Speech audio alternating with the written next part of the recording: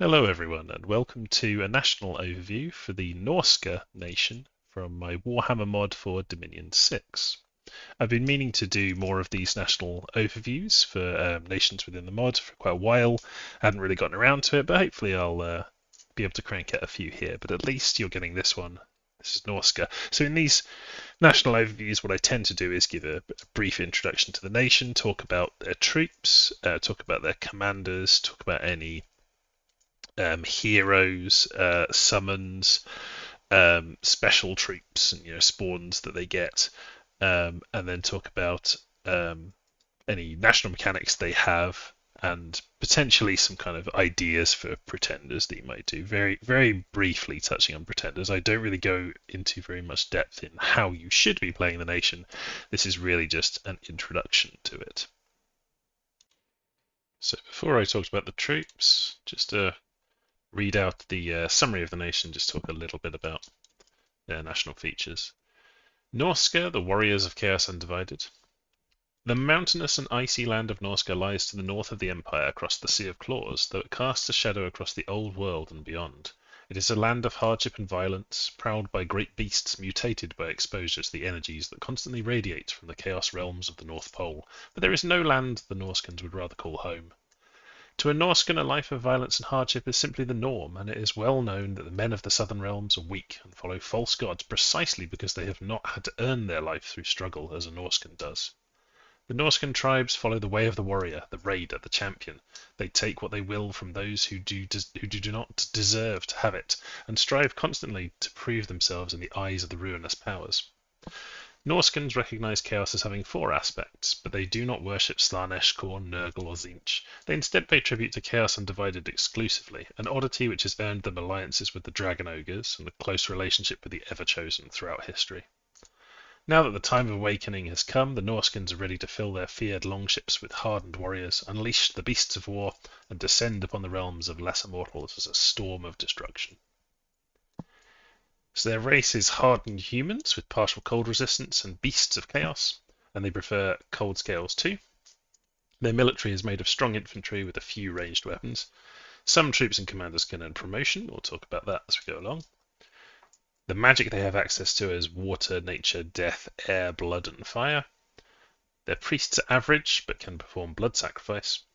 And they have some unique mechanics. They have coastal sites that generate gold and slaves, and if they take a second capital, it unlocks a new sacred troop. We'll talk about that when we talk about the special mechanics of the nation a bit later. In terms of their scales, they have a turmoil limit of +4, so they're basically locked into having quite a lot of turmoil, and a cold limit of +1. There may be some slight issue in the description there because I've said that they prefer cold too, so I'll have to look at that. Their forts are just standard forts. So let's talk about their troops. Starting from the left, they have the Norscan Warhound. These are recruitment limited to only 15 per month. That's mostly to stop the artificial intelligence from just going crazy building them. What can we say about the Warhound? Well, they're pretty cheap, only 2 resources and 8 gold. They can be brought along with your armies. They are not undisciplined, unlike the warhounds that the other chaos factions have, so you can use these guys as flankers. You can put them into formation, and you can rely on them to be decent lance catchers. If you have heavy cavalry charging at you, you can block them with some warhounds, and you can use them as cheap flankers. That's basically the 2 roles for them: catching the attacks from the enemies, or kind of flanking and attacking on like a hold and attack rear sort of movement. You do have access to some Beastmasters, I think. Your Norscan chieftains have Beastmaster 2, and your Jarls have Beastmaster 2. So you get some extra morale for these, and they start off with morale 11 and aren't undisciplined. So you end up with quite high morale dogs. And in combat, they're actually capable of doing some decent damage. They've got a 16 damage slashing attack, and they've got attack skill 12. So they are doing a decent rate of damage usually, and then they've also got a studded collar that gives them head and body protection. So they end up with a total protection value of 8, which is, it's kind of like very light infantry or light infantry levels of protection. For 8 gold, quite a flexible and useful unit. The Warhounds for the other factions are not really able to do the kind of flanking maneuvers, but these can, so that's good. You can recruit those outside of forts as well. Lots of the Norscan stuff can be recruited outside forts. The Norscan Thrall is their sort of cheapest basic infantry. These can also be recruited outside of forts. They have some of the things that are common to Norscan units, like snow movement, cold resistance, and they have the pillager trait, which is quite nice if you actually do need to pillage something. They count kind of double, I think, for that. They also have a promotion mechanic, and I'll show you what they promote to in a moment. So Norscan Thralls are, compared to your other guys, cheaper. They're only 10 gold, 7 resource, 5 recruitment points, so especially in recruitment points, very cheap. So you can mass them quite easily. They have okay protection of 12. They have pretty okay stats, strength 11, attack 11, and then they've got basic defense 10, but of course they're carrying a shield. It is just a buckler.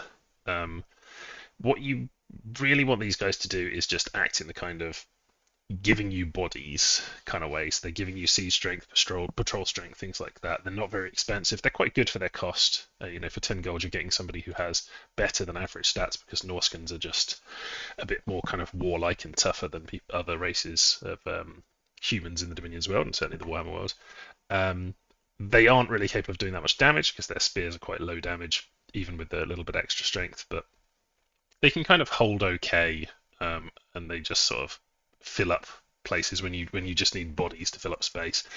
If you lose them, it doesn't matter that much. Just the kind of common militia role, but better than most militia for sure. Much better stats, but a bit more expensive.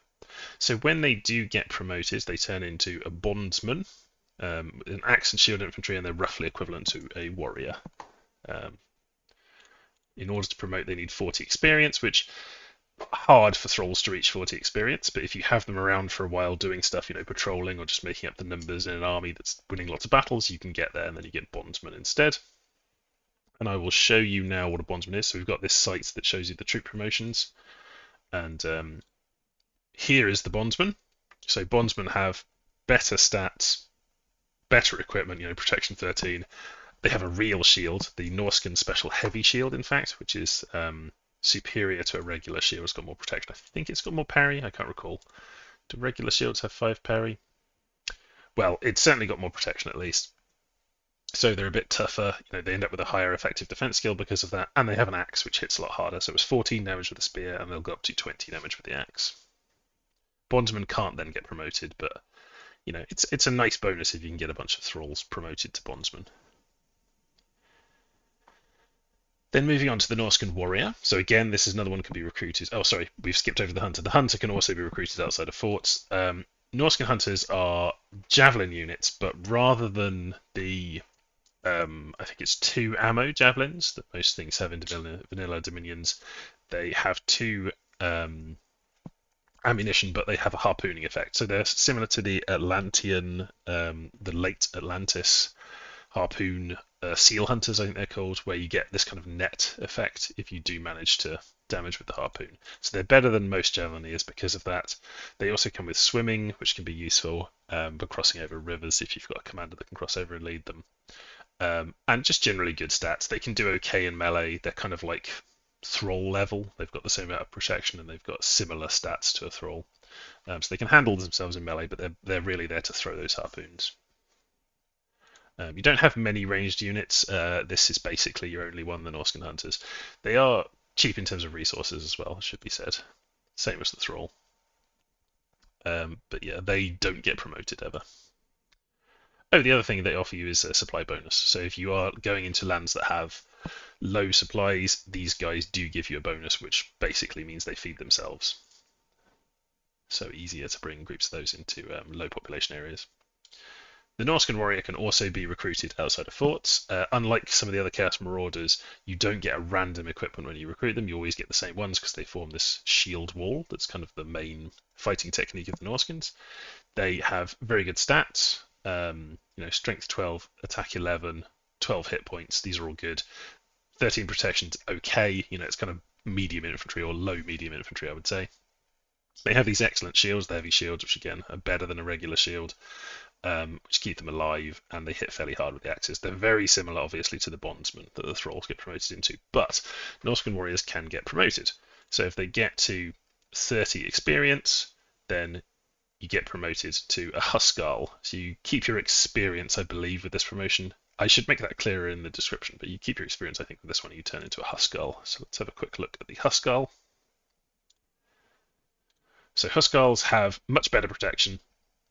They have better strength. Their stats are the same, but of course you keep the experience when you're promoted up. And they have, basically the same things, heavy shield. So they're pretty much just gain better armor, and of course they get to keep their experience. So they're decent quality Huskarls. Certainly, if you're using a lot of warriors, you will end up with a bunch of Huskarls from promotions. It only takes how much experience was it to get promoted to a Huskarl? It is 30, so much more achievable. The Thrall was 40, 30 is very doable, and then you'll have Huskarls. We'll talk a bit more about Huskarls once we've talked about the Reavers and Berserkers, because you can also hire them out of your capital directly, although you can only get 5 per turn. So Norscan Reavers are not a recruit anywhere, but they are recruitable in any coastal province, which you really want to have as Norsca because you have commanders with sailing. Reavers have a very high pillager value, so they're extremely good at pillaging. Very, very efficient at it. They can swim, which is nice for, again, crossing rivers, particularly if you're combining it with kind of sailing abilities on their commanders. And they have excellent stats. So their attack skill, now we're getting into the higher attack skill levels. They've got 12, which is very good for a basic troop. 12 strength, 13 hit points, all very nice. 13 protection is, light medium. And they hit incredibly hard because they have a battle axe. The battle axe is 24 slashing damage. So yeah, these guys are extremely hard hitting, and they're pretty accurate when they swing them around as well because of that attack skill. Less defense skill, less effective defense skill than the other troops, and light medium protection, so they are quite vulnerable. They're also very vulnerable to missile attacks because 13 protection is not really enough to get past all of it. They only have 11 protection on the body as well from the bone cuirass. So they're vulnerable to pretty much all ranged attacks, but crossbows in particular, because that halving the protection will really end up harming them. And they are quite a bit more expensive. Thralls were 10 gold, warriors are 12, and Reavers are 16, so you're paying quite a lot more. They're low resource cost, only 8, but they do cost 10 recruitment points. Typically, you're going to end up massing these from your coastal provinces wherever you can and just getting quite a lot of them because they're always useful, because in Dominions, being able to accurately hit hard is just extremely good on a trip. Now, they also have a promotion mechanic. They require 50 experience to promote, so a lot of experience required to promote, but they can get there. They're not super survivable, but they're decent quality troops. They can get in enough hits and get up to those levels of experience and get that promotion. And when they are promoted, this type of promotion, they do lose all of their experience, and then they transform into either a Chosen, which is your Sacred, we'll talk about in a bit, a Bear-struck, Wolf-struck, or Raven-struck, which again we'll come to in a moment. So the Berserker is another option for a very hard-hitting unit. They're a bit more expensive than the Reavers, 18 gold. They have Berserker level 3, so of course that adds, +3 to their attack and +3 to their natural protection when they get wounded. So once they're wounded, their protection goes up into firmly kind of good quality medium protection. They have 14 hit points, 13 strength, so very nice stats, and an attack skill of 11. So a little bit less skilled when they're not Berserk than the Reavers, but as soon as they go Berserk, they are more skilled or hit more accurately.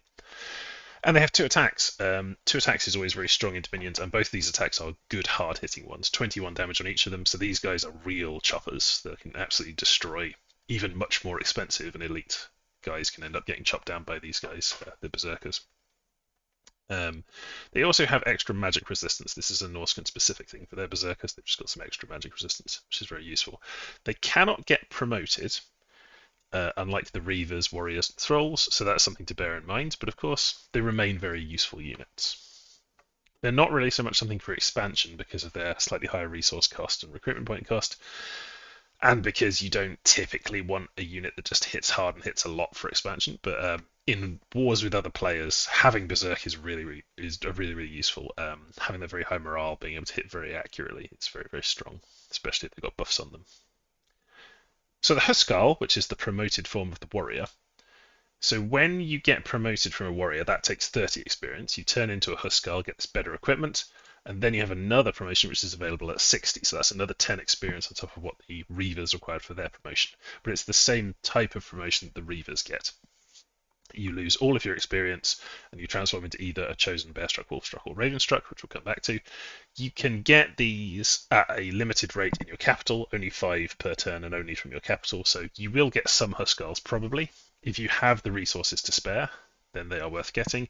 They're 18 gold, the same as a Berserker, and they're I would say that their stats are not as good as a Berserker's. Do have 14 hit points, 13 strength though. But yeah, they're worth getting because they're another route to getting this promotion into the chosen Bearstruck, Wolfstruck, or Ravenstruck. So useful. I would say often you want to just get these out of promotions from warriors rather than recruiting them directly. If you recruit them directly, they start with no experience, whereas if you've ended up with them from a promotion from a warrior, then they do have some experience stars, they'll have better stats. But it's another route to get there, and if you've got the resources, it's probably worth doing. Bordering on I would say these are heavy infantry at this point. 17 protections, above the level of medium infantry and into heavy. You also have some cavalry, the Norscan Rider. So this is recruit only in forts. They are, I would say, not particularly strong cavalry. They do have Pillager, which is very nice. They do have Snow Move and the usual resistances that all the other Norscans have. They don't have any missile weapons. They're not like the Javelin air cavalry available to some of the other Chaos nations. It's just a light lance, which of course they get that one harder hitting charge attack, and then they just use it like a spear. But overall, not massively strong. Maraud horses are pretty good compared to regular horses. They're just a little bit higher quality, I think, but they're not as good as the Chaos steeds used by the other Chaos factions.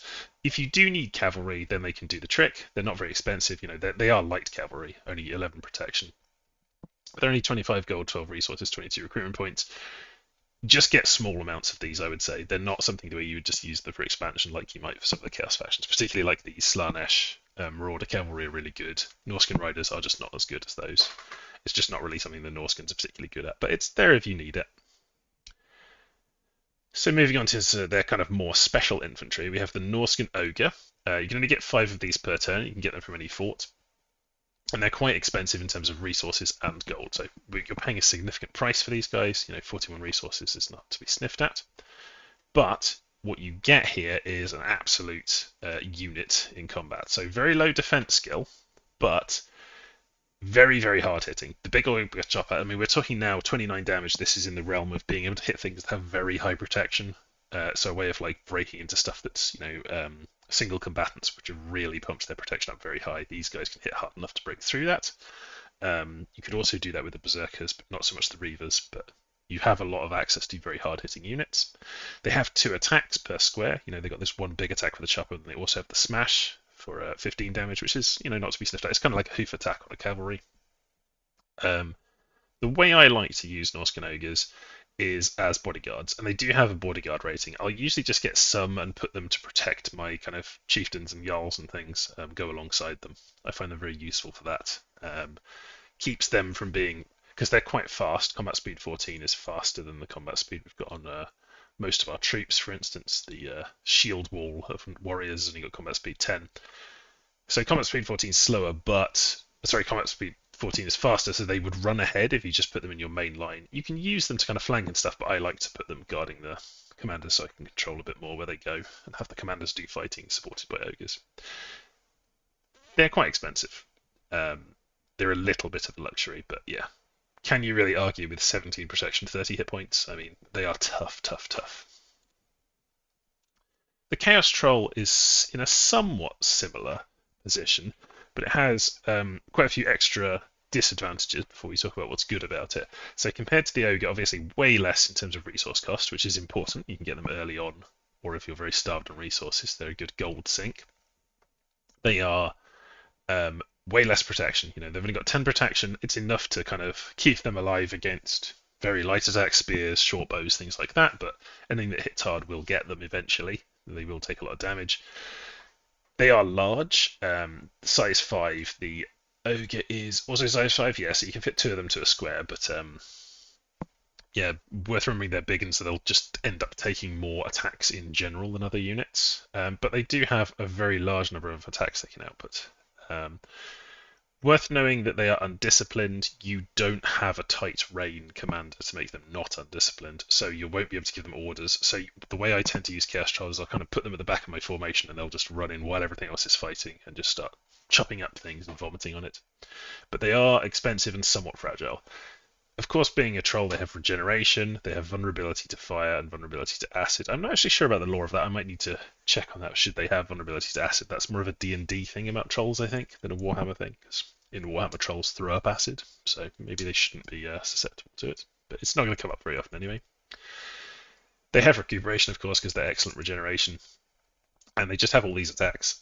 So Troll Vomit is something where they only sometimes use it, but it is area effect 1 armor piercing 10 acid damage. So when they do use it, it's nice. You can really hurt a square. But they have 3 attacks that are all very high damage. 2 axes at 26 each, which is a huge amount of damage to be putting out 2 of from a single troop.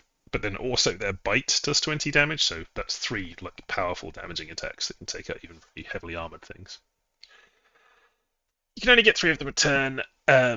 And you just need to be careful with the way you're using them because they're undisciplined. You usually, like 3 of them on their own is not going to do very much if you put them in a squad because they're undisciplined. You want to get a decent number of them together. And then the best thing to do with Chaos Trolls is to get some buffs on them. Without buffs, they're just kind of fragile. But if you need that damage output, that it is wonderful. So moving on to another very special thing. This can only be recruited in the capital. This is the Mammoth Rider. So this graphic is not what you see in the real game. You see in battle, you see this big boy here with lots of troops on top of him, all these crew on top of him. In the recruitment screen, you get this reduced graphic, just makes things a bit more manageable. So the Mammoth is 1 per month, capital only, very expensive. 205 gold, 71 resources. So you won't have a lot of them, but definitely getting some of them is worth it because it's access to a size 10, which is always extremely good. The Mammoth itself has very high protection at 17 for a big unit, I mean very high. 144 hit points, and it has fear, which on a recruitable unit, very, very rare. It's a trampler, so it's just going to end up crushing through the enemy at combat speed 18, absorbing lots of attacks and relying on that hit point of protection to keep it going because it doesn't really have good defense skill or anything. The War Mammoth, I think I might need to change the barding on this slide. It's got an iron cap at the moment, but I think I should change that to some kind of like mammoth barding type situation. But we shall see and switch the protection around a bit. It comes with 3 crew members on its back that are all throwing harpoons, so they're basically hunters. So as it's trampling, they're going to be throwing their harpoons. They can usually do a decent amount themselves. And the rider has just got an axe. He's just a guy with an axe, but he does have a shield, which helps him stay alive, the main kind of driver of the Mammoth. So this stuff's all a little bit incidental. What you really care about is the stats on the War Mammoth itself. Yeah, so fear, trampling, very high protection, and hit points. Well, I say very heavy protection and very high hit points. And just an access to a size 10 itself is amazing. If you need to stop chariots, elephants, anything like that, you can use War Mammoths to do so. I find them very, very powerful. If you can get a few of them, they become almost invincible against like regular armies because they're high hit points and fear and everything. But you have to bear in mind they don't have the greatest magic resistance in the world. It's good for an animal, but it's not the greatest magic resistance in the world. And there's lots of counters you can deploy against like a big, very high hit points trampler. There's lots of things that can be used against them. So you have to use them quite carefully. And I think as you go later into the game, they're kind of less relevant. But I like to get one during expansion. I think they can be very useful for that. So now we move on to the 2 sacreds. We have the Chosen. These can only be recruited from your capital, although of course you can get them from promotions from your Huskars and from your Reavers. But the Chosen is basically a heavy infantry sacred. Well, I'd say super heavy, very heavy infantry, because 22 protection is just exceptional protection for a kind of humanoid. They hit very hard. They have a single attack with the battle axe. This is kind of a theme with Norsca. They've got lots of recruitable units that just hit super, super hard. They are expensive at 60 gold, 34 resources, so it's not cheap. 34 resources is not terribly high for something that heavily protected, but it's have to bear it in mind that you'll sometimes be a bit resource starved and won't be able to get your maximums of these. The other Chaos factions chosen have better stats than the Norscan chosen, but are generally more expensive and they have Dominion requirements. You have to have your Dominions to a certain level to recruit them. Whereas the Norscan chosen, you can get straight away from the first turn of the game. You can only get them in the capital, but you can be getting them straight away.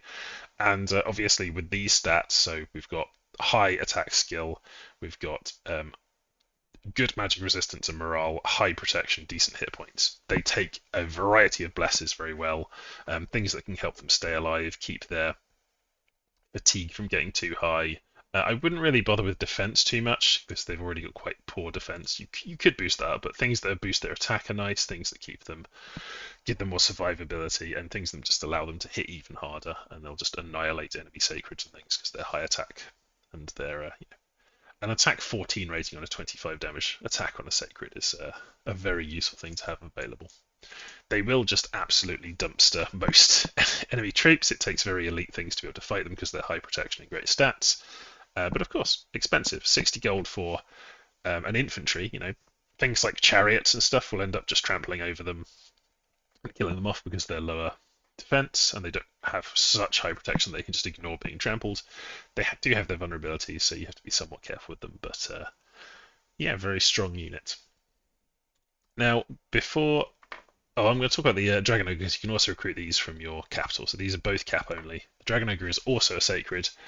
You can only get 2 of them per turn, but they have exceptional stats. So we were talking about things being hard hitting before. We've got the Chosen with their battle axe. We've got the Norscan ogres with their two-handed choppers. These are all very high damage weapons. But you want to talk about high damage? Here's a real high damage weapon: the Thunder Maul. So the Thunder Maul, because of the incredible strength of the Dragon Ogre, hits for 35 damage, and it does armor negating shock damage as well of 5 when you whack somebody with it. So these can kill almost anything, even super combatants, monoliths, whatever, that have extremely high protection. Dragon Ogres can kill them just by whacking them.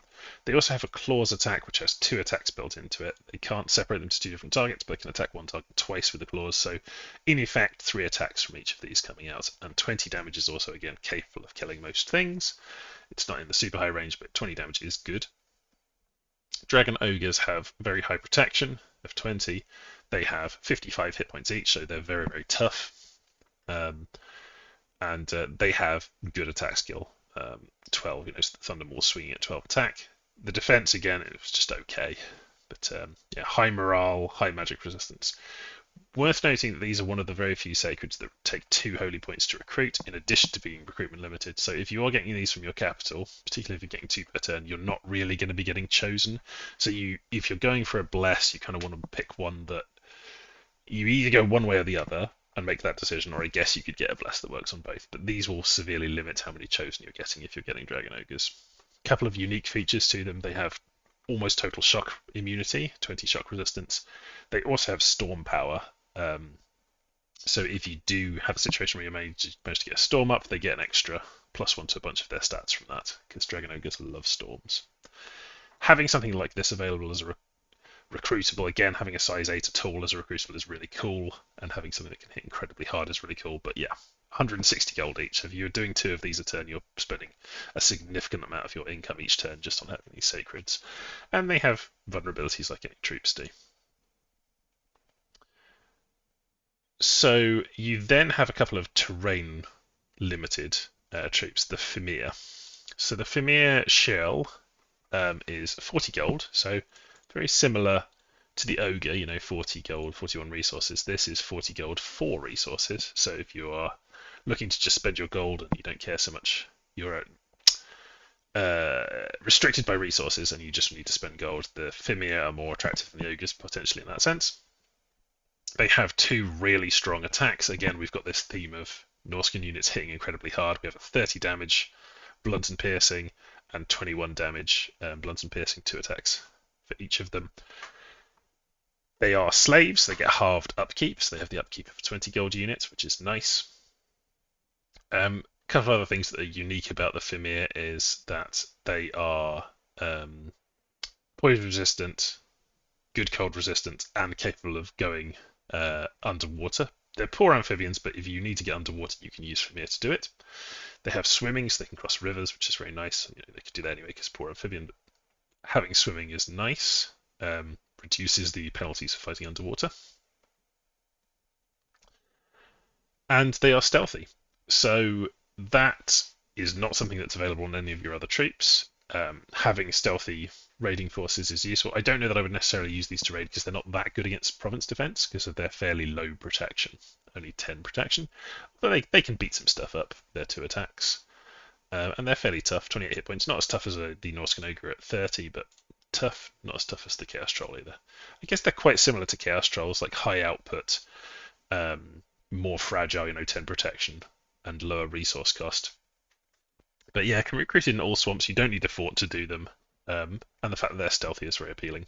If you like the Fimir Shell, then you'll probably also like the Fimir Fianna Warrior.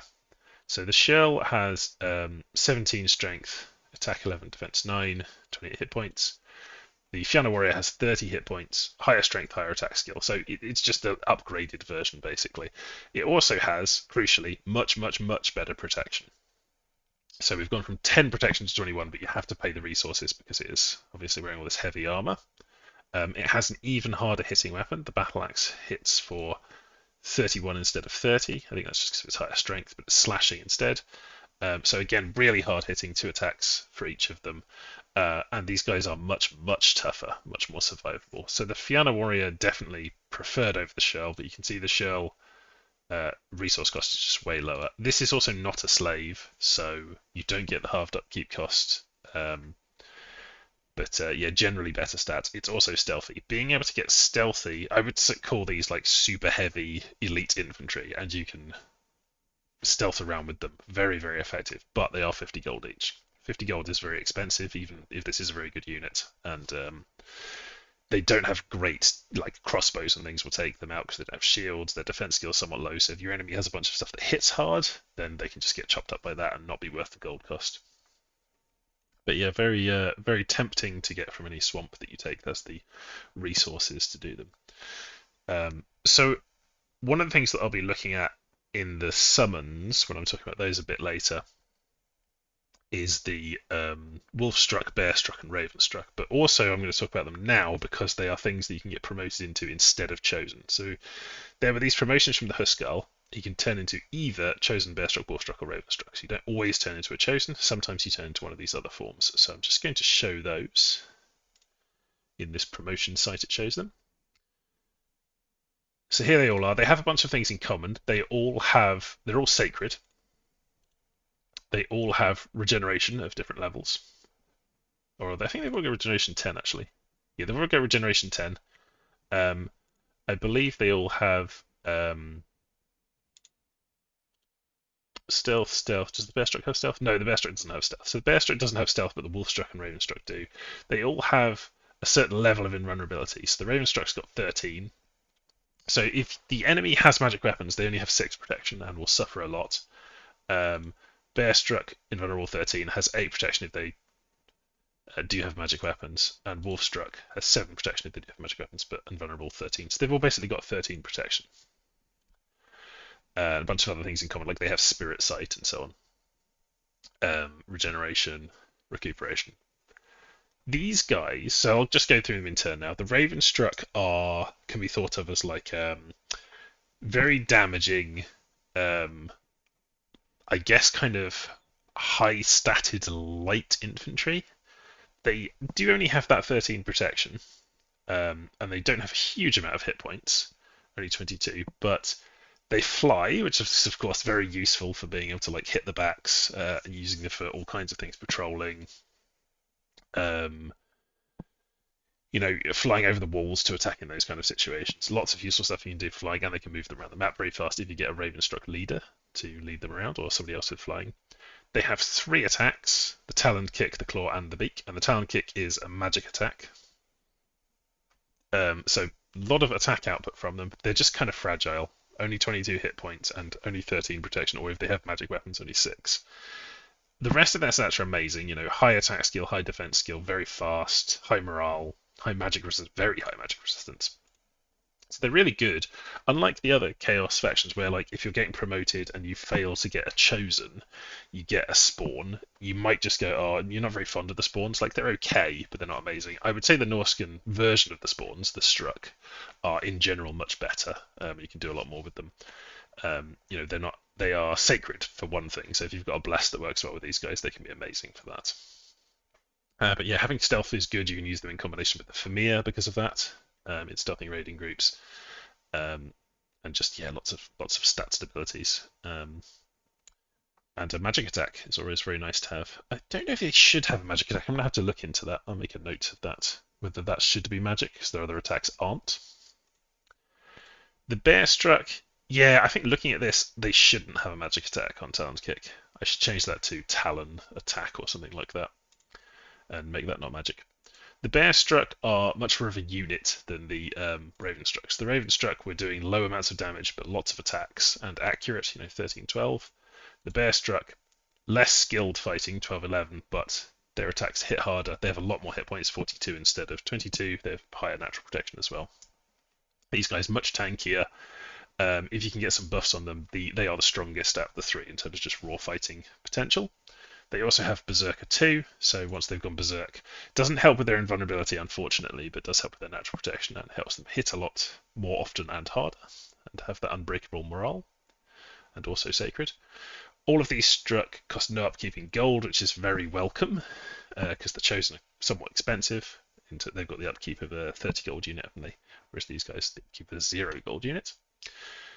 Wolf Struck, kind of a midpoint between the Raven Struck and the Bear Struck. More hit points. They've got the same good fighting stats as the Raven Struck. They don't fly, but they hit a bit harder. They've got 3 attacks that hit fairly hard. Kind of that midpoint, very good for stealthy raiding, and they're fast. Combat speed 18, so you can do kind of cavalry style tactics with them, hold and attack rear, that kind of thing.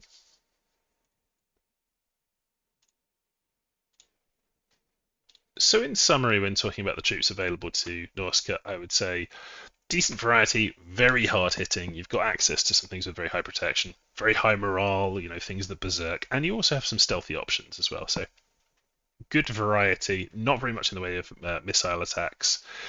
Your bread and butter is going to be Reavers, Warriors, Chosen, things like that, and then you have these kind of specialty units that you put on top of them. And over time, it's definitely worth when you're taking a bless, considering the different types of sacred you have. You've got the Chosen, the Dragon Ogre, and then you've got your 3 types of Struck. And getting a bless that all of them can use is good. So like if you have a bless that only works if your unit has armor, for instance, not very useful for the Struck. So maybe you'd go with more of a stat bless that's useful with them, or an incarnate bless that gives them some special ability that would be useful. So now let's talk commanders. Norscan Scout, basic Scout, it is available everywhere, which is outside of forts as well, which is a thing that most of the Warhammer nations have. So it is nice to have that. But 35 gold, it's a basic Scout. There's not much else to say about it. It can sail, which can be useful. It's sailing. Can it be used for other things? No, because it has 0 leadership. You can't use it to sail anything else around. The Norscan Chieftain, very similar to the Marauder Chieftain available on the various other Chaos factions, but has some differences here. So this guy is great because he has swimming. This is partly just because he can basically have a boat and go over the rivers. But it means he can lead around your swimming troops like the Reavers and Fimir and things like that over rivers, although you should have cold scales, so I don't know how much you'll be running into rivers, but during the hotter months you might run into them. He is a decent leader.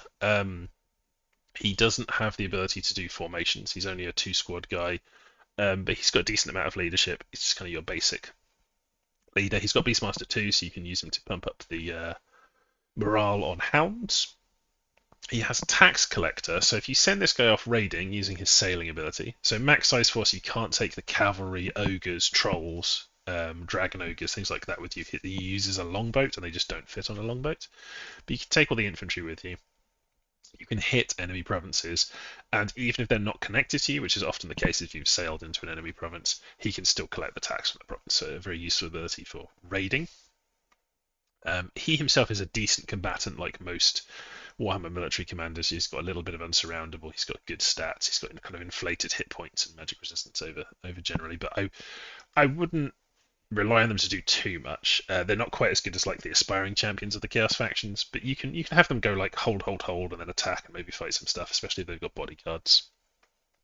The crucial thing about the Norscan chieftains is that, unlike the Marauder chieftains in the Chaos factions, they can get promoted. It costs 50 experience, so it's quite hard to get, but if you do get to 50 experience, they go through a promotion event, they lose all of their experience, and they become either a Jarl, a Wolfstruck, Bearstruck, or a Ravenstruck. But unlike the Chaos factions, where you will lose your commander if they turn into a spawn and you just get a troop spawn, Wolfstruck, Bearstruck, or Ravenstruck retain their intelligence, so they are commanders. So you will end up with a commander version of Wolfstruck, Bearstruck, or Ravenstruck, which can be very good because the commander versions of them you can put a bunch of equipment and armor and everything on, and they have all those cool base stats. So we'll have a look at those in a moment. But yeah, this is what you can get promoted into.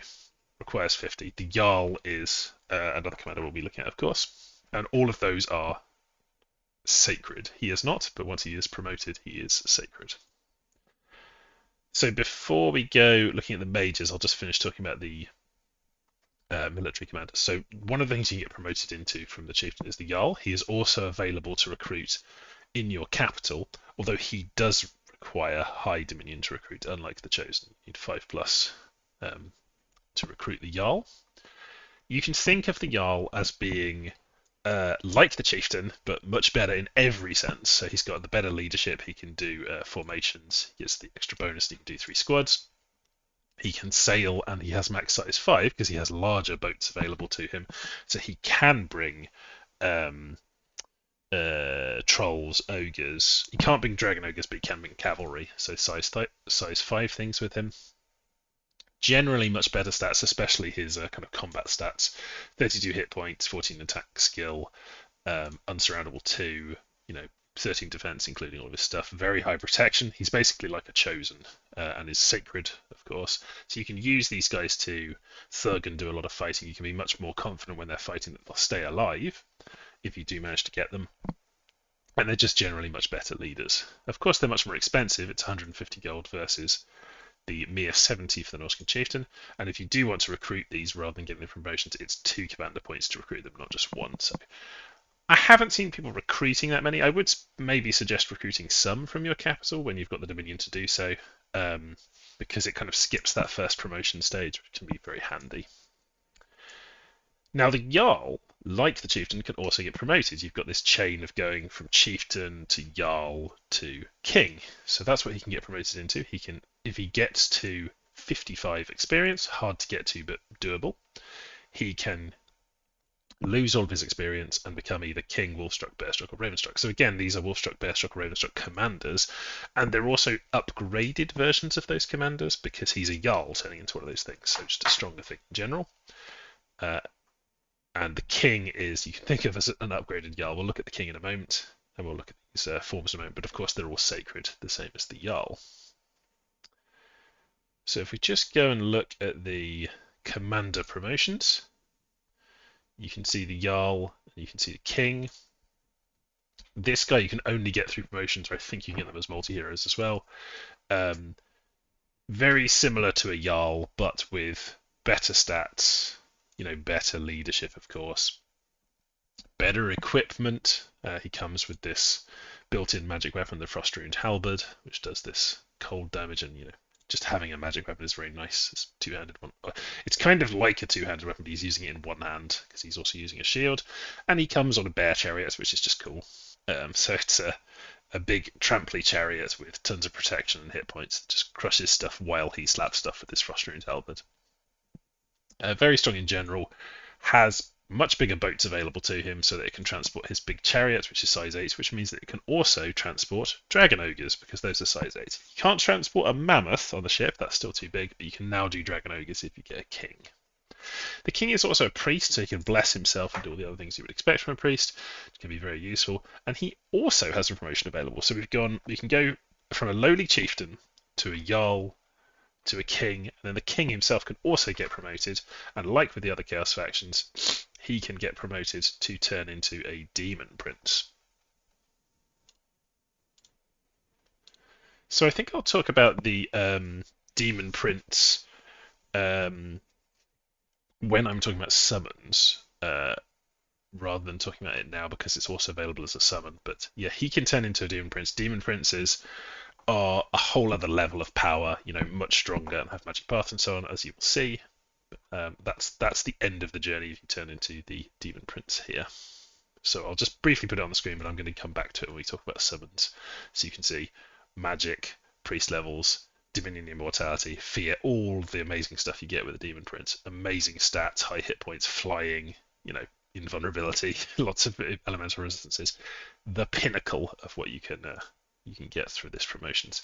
But the King's promotion is very expensive. You can't recruit them, so you'd have to start with a Jarl, get them to 55 experience, have them turn into a king and not one of the struck forms, and then their promotion is it 60? Yeah, 60 experience they require. And of course, every time you get promoted, all of your experiences reset on this commander track.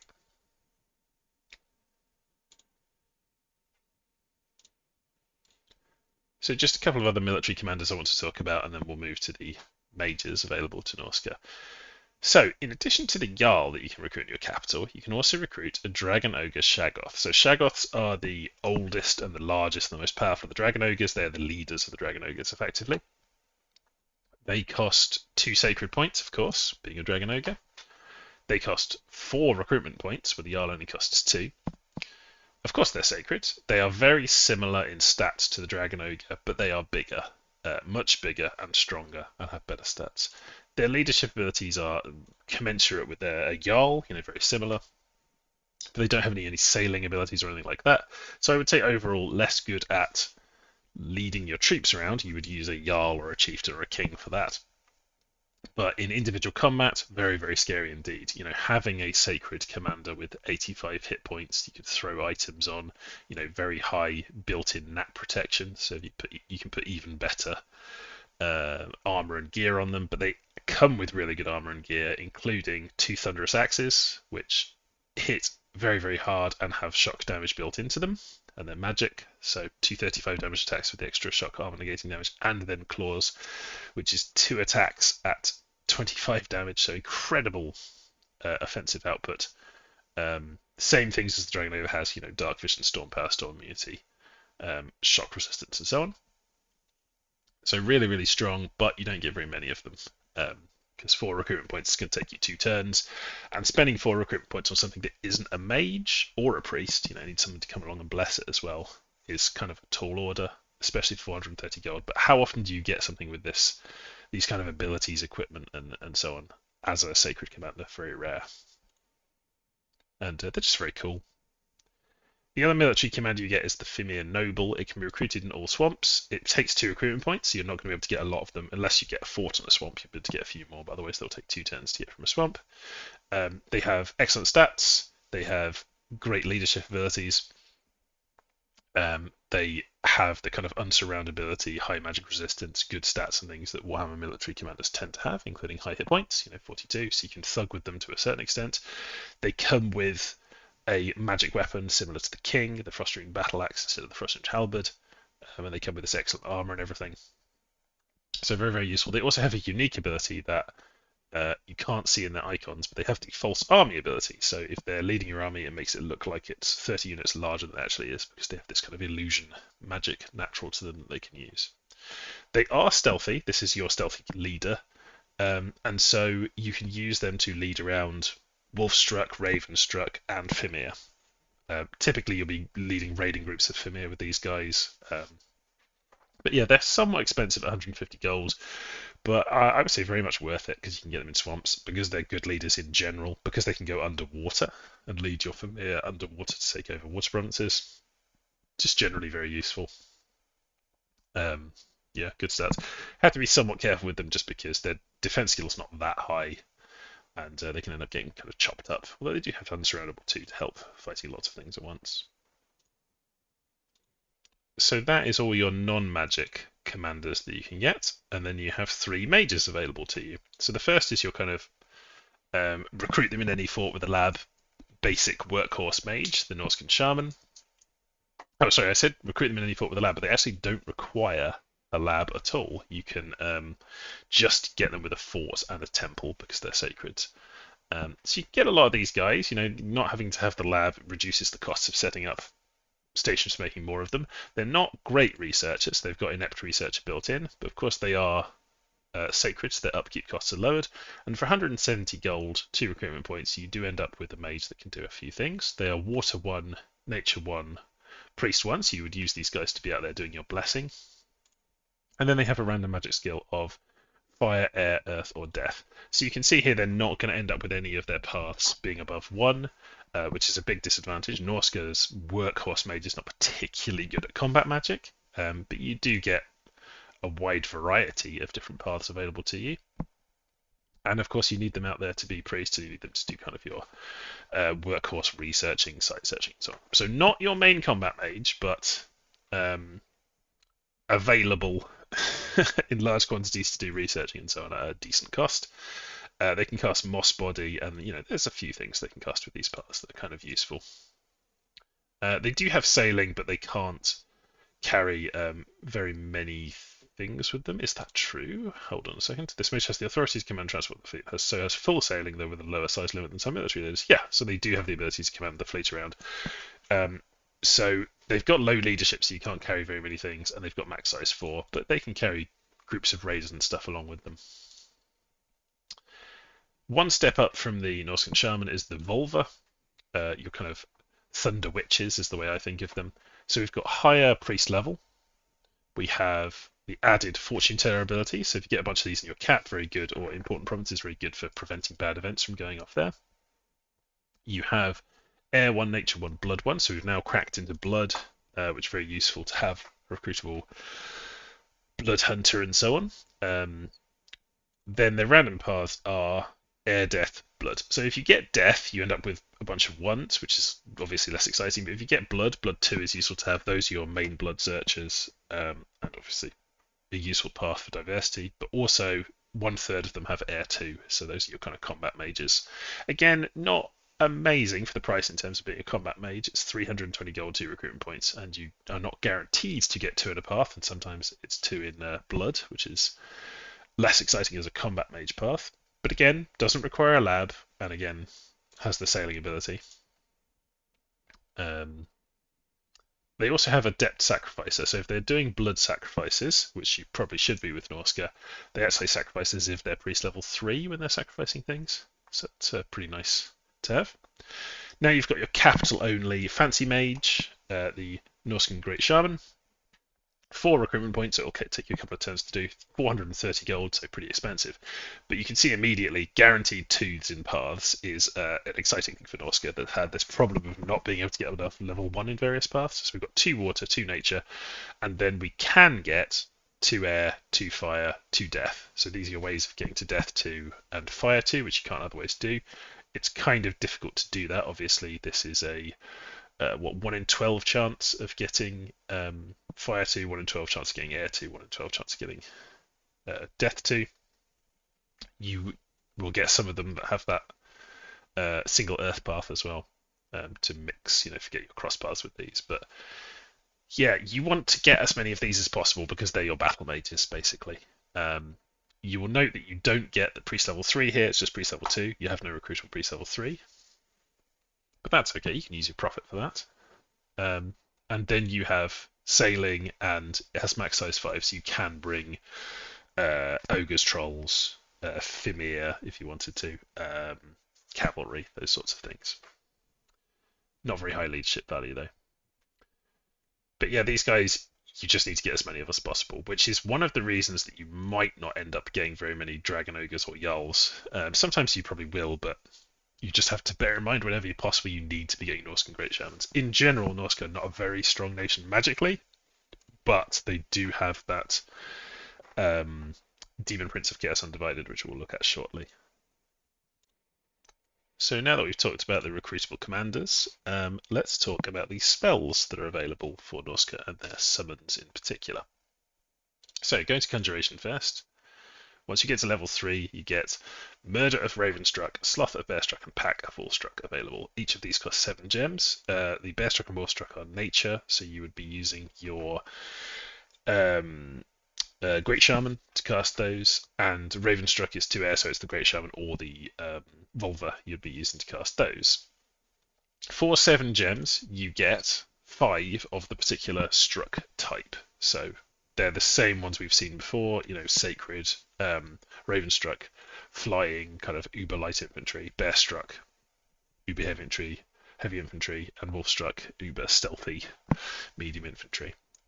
I think worth the cost, but I haven't seen people using them very much. So we'll keep an eye on whether those costs need to change. But this is a way relatively early of getting particular types of struck in large numbers. I think it's particularly important for the Ravenstruck because if you want to have a flying force, this is the way to do it. And you may have a decent air income from your Volvas and so on going around site searching. I think you're more likely to have a decent nature income because your workhorse mages can go and find nature sites for you.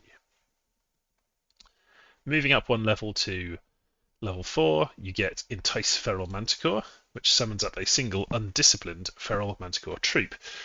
So it's 5 nature gems. You need nature and air. So nature and air is Volvas can cast that out of the box. I believe your shaman can get nature air. I'd have to go back and check that, but you definitely have the mages available to cast this. It's only 5 nature gems, but you do get an undisciplined monster. So let's just go and take a quick look at what that monster is like. So back to the summoning site that gives you a preview of these. There's the Feral Manticore. So some things jump out immediately with the Feral Manticore. Obviously good attacks, 3 attacks, a stinger and 2 claws. The stinger, of course, has death poison, so if it does manage to hit something it doesn't have good poison resistance, it'll just kill it eventually. It has fear, which is very nice. It is flying, which would be very nice except for the fact that this is undisciplined. Actually, I don't see undisciplined on here. So either there is a bug with this, or I have, I think I might have. Well, I'll check that anyway. This will be undisciplined when you use it. So the fact that it's flying is not necessarily great. You can't do the kind of thing of like hold an attack rear or something you typically do with flyers because he'll just fly off and do whatever he wants. But fear is a very useful thing to have. He's got lots of hit points. He's got good attack skill, decent defense skill, but it's not really enough to keep him alive. And then he's got Berserker. He only has Berserk 1, so it doesn't really push his protection up that much, but it gives him a little bit of ability extra to survive, and it gives him that morale. Primarily, you get Feral Manticores because they have good offensive output and because they have fear. But if they are indeed undisciplined, which I believe they're supposed to be, then it is a bit of a big drawback for them. So I just went and checked, and they are definitely supposed to be undisciplined. This is just a bug, so they will be undisciplined in the future versions.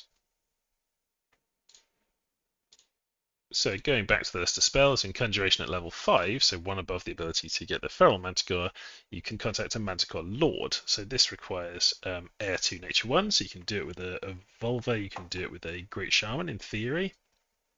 This is 18 Air Gems. So quite a bit more expensive than enticing a Feral Manticore, but this time, instead of getting an undisciplined Manticore troop, you get a Sacred Manticore Lord mounted on a Manticore. So let us go and have a look at him. Remember, 18 air gems, so fairly expensive. So here is the Manticore Lord. So the Manticore Lord is effectively like a Jarl, same kind of leadership level as Jarl. He is sacred like a Jarl, but he comes with some magic items. The Frost Runed Lance, which he only gets to use once. It's a lance, but it's magic and does extra Frost Rune damage, and the Frost Runed Sword. Similar kind of equipment as the Jarl, has the same sailing abilities as the Jarl. Basically a Jarl mounted on a Manticore. And the Manticore that he is mounted on is sacred because we have the rule of always having the mount be sacred if the rider is sacred in the Warhammer mod. So same abilities as the Manticore, but of course you can put barding on it, which can make it very strong because it's got very high natural protection. So definitely would recommend doing that.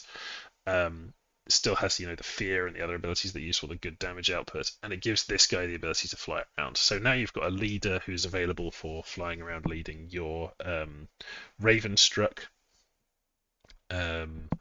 And yeah, just generally having this flying thug is very effective. He has fantastic stats. Look at that defense skill. That's because of his being mounted and having the kite shield and everything. The Manticore itself, if you put barding on it, is incredibly tough, and you've just got these terrifying thugs. So as soon as you can get these guys and get decent barding on the Manticore, then I would very much recommend them. They can't bless themselves, so you would want to give them holy water, which you can do because you have the water paths to do it, or you'd need somebody there to bless them. But you don't really have a cheap priest that you can make available to do them. You'd have to find indie priests to do that, I think. But yeah, very versatile leader and a good thug, and you can get quite a few of them because 18 air gems is not cheap, but it's not terribly expensive either. So you could afford to field quite a few of those if you get some air gem income going. So just before I show you some of the other spells they have, they have spells to summon Bloodletters, Demonettes, Plaguebearers, and Blue Horrors, which are the 4 basic types of demon from the different powers, because Norsca, it's Chaos Undivided, it gets access to a little bit from each of them. I kind of talk more about these in videos about the other Chaos powers, so I'll just briefly look at them here. But basically, Bloodletters are very tough and very hard-hitting kind of medium infantry. Very high magic resistance and morale and everything. Outside of their dominion, they do get weaker, just like with the other, if you were using the other chaos powers. But they have invulnerability 12 built in, and then they've got this basic kind of protection built in as well. So they end up with effective protection being fairly decent, medium infantry size, and they've got magic, very hard hitting Hellblades, so just useful for that sense. They don't cost any gold upkeep being summons. Demonettes are lighter than Bloodletters, faster than Bloodletters, but have built-in ore, which is very useful against anything that doesn't have very good morale, and they have armor-piercing attacks, and 2 of them. So I would say higher damage output in general than the Bloodletters, but not quite as tough, and they're not going to be doing any repelling either, whereas the Bloodletters actually do benefit from having that bit of ability to repel. Plaguebearers are tougher than either, having more hit points and having pierce and blunt resistance, but less offensively potent. The Plague Sword and the lower stats they have means they don't hit stuff as much, but they do have these demon flies, which are very good at repelling stuff. You can think of them as being quite similar to Ore in a way. They can keep stuff on them. So I would say the kind of Plaguebearers are the tougher one out of these, and then Blue Horrors are the ranged version. In close combat, they're not as strong as the others. They still have that invulnerability, and they have these resistances, but the claw attack they've got is just not as good as the attacks available on the other lesser demons, but they do have this ranged attack, Cast Blue Fire. We get to attack twice, it's armor piercing, it does fire, and if the opponent has bad magic resistance, they end up taking more damage from the Soul Scorch effect as well.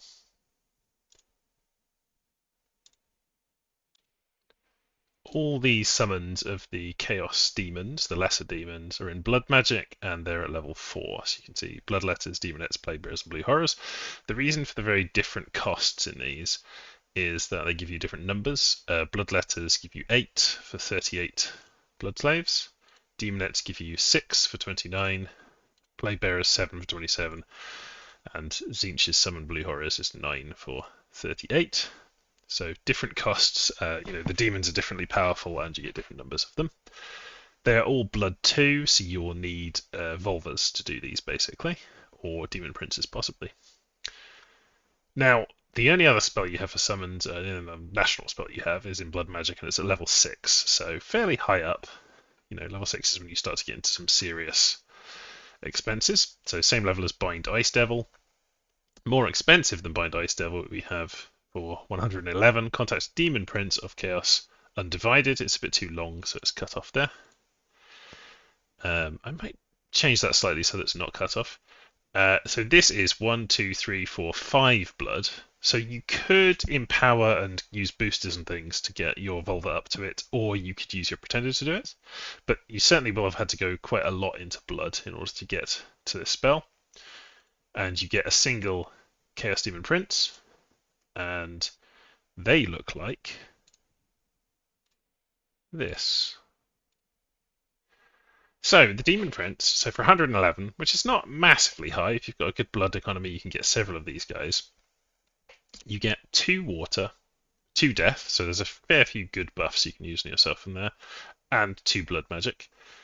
You could boosted them up to get them higher in death, but they're not really getting you into a new path. You do already have water and death and blood all at level 2. They've got priest level 2, so they can go and bless themselves, which is good because they are flyers. They can fly off and bless themselves and raid different places. They are, of course, Dominion Immortal. So as long as they're within your Dominion, if they die, they come back 6 months later. They have all of the standard kind of demon abilities, including Combat Caster, because they are sort of innately casting these things while fighting. Good resistance is built in because they're from Chaos Undivided, so they're given kind of different blessings. And Invulnerability 13, which of course combined with their very high protection makes them very tough. They've also got Natural Protection 9, so very, very, very tough straight out of the box. And it's nice to have that. And then they've got Fear as well. So straight out of the box, without you having to do anything, Demon Prince is very, very strong with a few buffs and things on them, very good, and throw some items on them and they're just truly terrifying creatures. Very strong. They're also very good leaders. And yeah, full slots. They have the weakness, of course, of being demons, so there are various ways that could be exploited.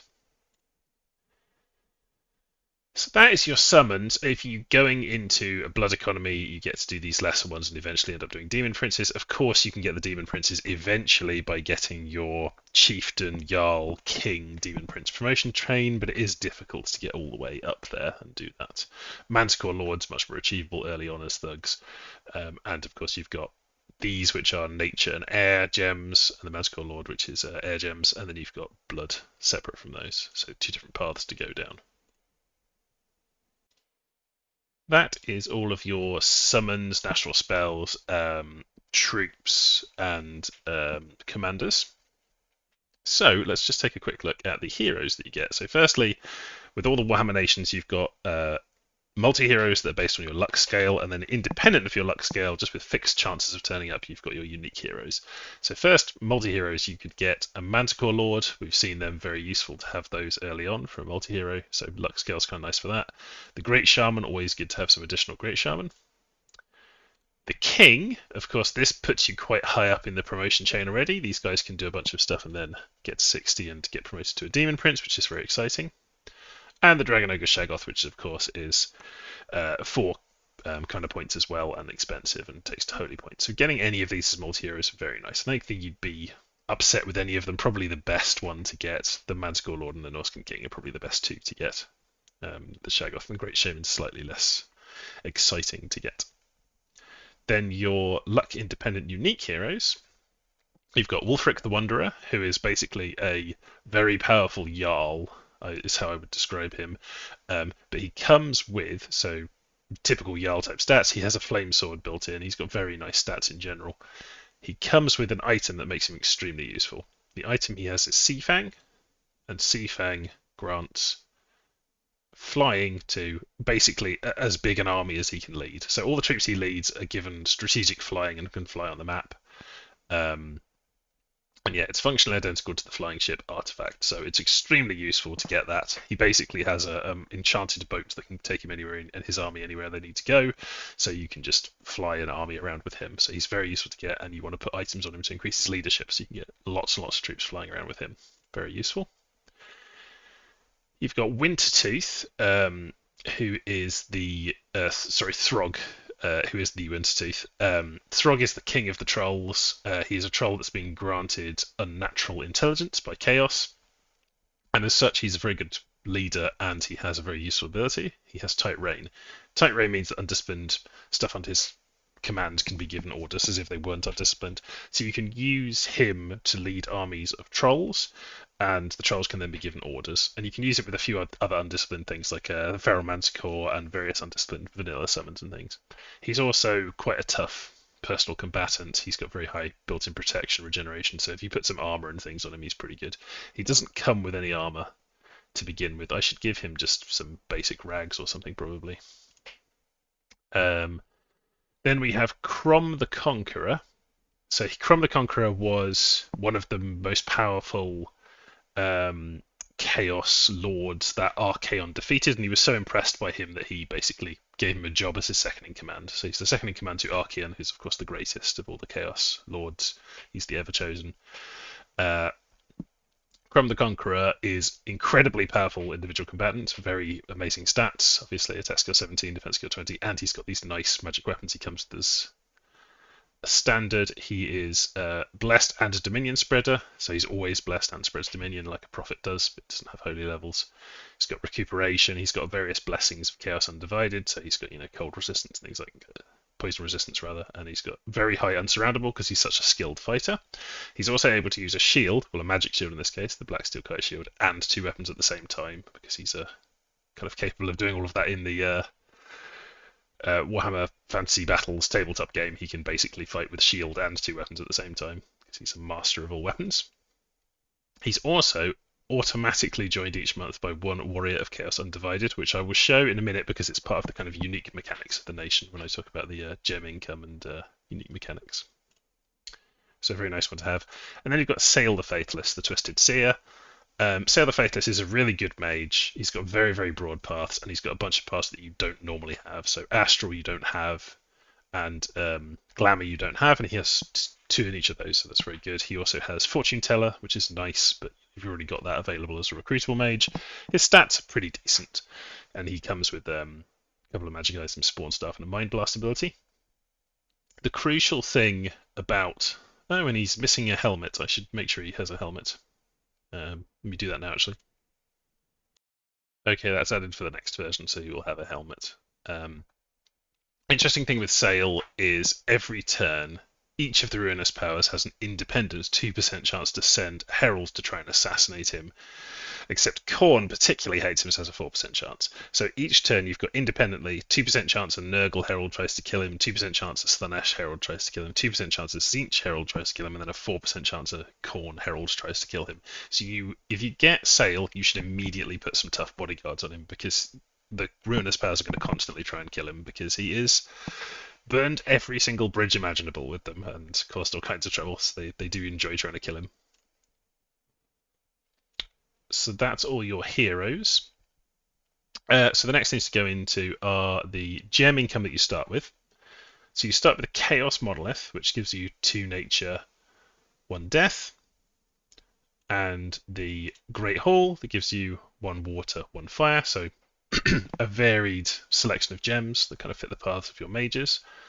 And your national mechanics are coastal sites that generate gold and slaves, and taking a second capital unlocks a new sacred troop. So let's look at the starting message that you get when you play as this nation, and it'll explain those mechanics. So here is the message that you get every turn. Let me just show that. This is the first turn of the game. You get this Norsca special mechanics explainer, but you'll get it every single turn. So firstly, just Path of the Warrior. With enough experience, your Huskars and Reavers will promote to a sacred troop, either a chosen Ravenstruck, Bearstruck, or Wolfstruck. Path of the Champion. Your commanders can also earn promotions, so Chieftain, Jarl, King, Demon Prince. At each stage of promotion, they may instead become Ravenstruck, Bearstruck, or Wolfstruck. And there's a slight delay in the case of the King's transformation for various reasons that are not worth going into. Now you have these 2 extra mechanics. So the first is Norscan longships. Any coastal land province that you control will spawn a Norscan longship site. While you control the province, the site will silently, so you won't get any information about this, but you will get the gold, give you 8 to 22 gold per turn. It's slightly randomized. If you don't control the province, so the site is still there, but you've lost control of the province, it will send more gold, 12 to 36, so it's better to have lost control of that, although of course you lose the province income and everything from losing the province. And you get some blood slaves, and it generates local unrest for the enemy until they can remove it.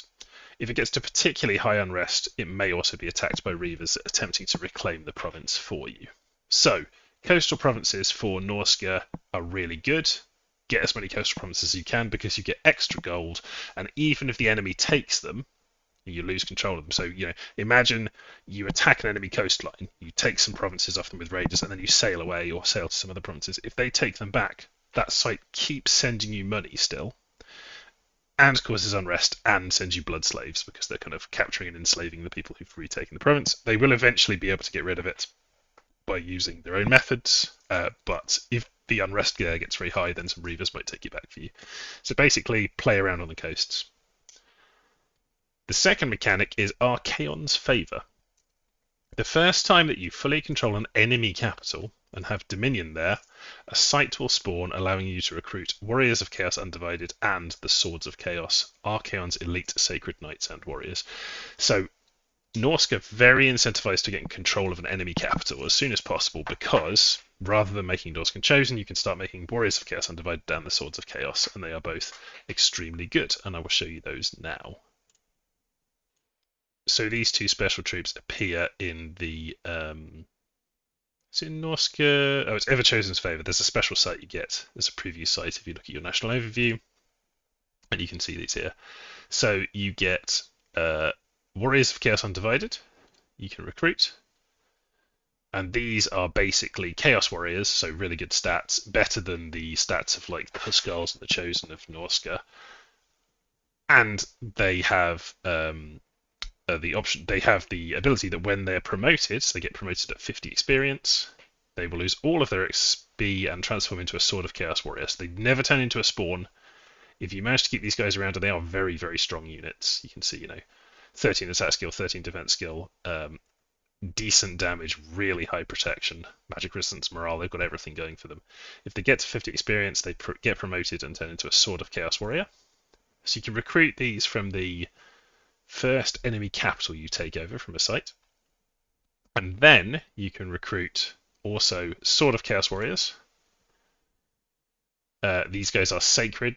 They are very similar to the Chaos Warrior of the Warrior of Chaos Undivided, but they have better stats. They are sacred. They have Spirit Sight, which I don't believe they have. No, they have Spirit Sight, and they come with a runed sword. So just extremely strong sacreds. They're better than the Norscan Chosen. They cost 10 more gold and more resources, but they're just extremely good. They're still kind of sword and shield infantry, which some people don't like so much in their sacreds, but I would say they take a similar bless and they're really good. They don't hit quite as hard as the Chosen, but in general, just better stats and very, very strong units. So they've got recuperation because of Slaanesh, poison resistance from Nurgle, magic resistance from Khorne, and Spirit Sight from Tzeentch. Those are their blessings they get. And then you can also get Sword of Chaos Knight. So it's the same thing, basically, the Sword of Chaos Warrior, except they're mounted on a Chaos Steed. These are 130 gold, and they're exceptionally good. Their Chaos Steed is excellent. Their stats are amazing. They are basically the best heavy cavalry in the entire game. Just absolutely monstrous sacreds. They should possibly be 2 sacred points. I'll have to check on that, but this is your reward for getting the second capital. In that one place, Archaon's established a camp, and you'll get to produce these units. So very, very desirable thing to do. So having talked about all of that, the final thing to do is just to look at the Pretender selection. And again, I'm not really going to suggest a particular Pretender build or strategy for Norsca. This is just to show you what they've got and act as kind of introduction to the nation. So these are the Pretenders available to Norsca. Big selection. You've got lots of these immobile Pretenders. You've got lots of the kind of Titans and lots of Dominion 2 things. They're mostly themed around blood and death and fire, kind of evil gods and things. But they've also got these kind of nature-based things, idols of beasts, monoliths, Son of Fenrir, the kind of Nordic stuff, and some nature stuff as well. Like they've got Great Mother because they are nature worshippers as well as being chaos worshippers. To them, there is no difference between those two things. Chaos is a natural part of life, and that's the way they see it. All things in nature stem from the chaos gods. All life stems from the chaos gods. So yeah, big selection of Pretenders available to them, including some things that are usually nationally restricted, that just because they're demonic and interesting, I added them to their roster, like the Oni Kunshu, Morrigners, things like that. The Ezi, the Deva of Wrath, things that are kind of demonic or fit one of their aspects of, bear, bird, the bear, the crow. You've got the crow here, and the crow's wings and things, of the different aspects they see from their chaos gods. So that is everything for Norsca. I think they're a really fun and not too complicated nation to play, and they're pretty strong. They're kind of like I would say mid-tier, upper mid-tier. That's what I was going for them. They're not quite as strong as some of the other Chaos nations. I would say that. The Tzeentch, Slaanesh, Nurgle, or Khorne nations, I think, are all stronger than Norsca, but Norsca has its own kind of character, and makes me think of like a heavy metal album cover. when I'm playing as them. So very fun, enjoyable nation. That's everything for this national overview, and I will catch you for the next one.